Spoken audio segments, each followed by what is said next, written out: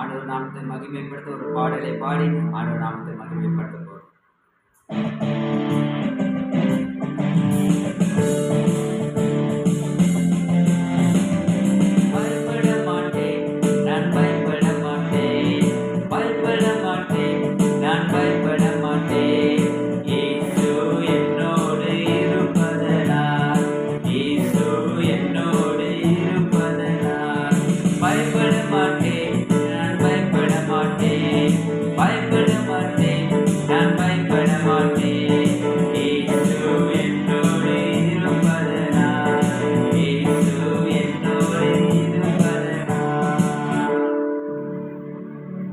இந்த கால வேளையிலே கர்த்தருடைய வார்த்தை கேட்போம். நீதிமொழிகளின் புஸ்தகம் 1ஆம் அதிகாரம் 7ஆம் வசனம் சொல்வது போல, கர்த்தருக்கு பயப்படுதலே ஞானத்தின் ஆரம்பம்.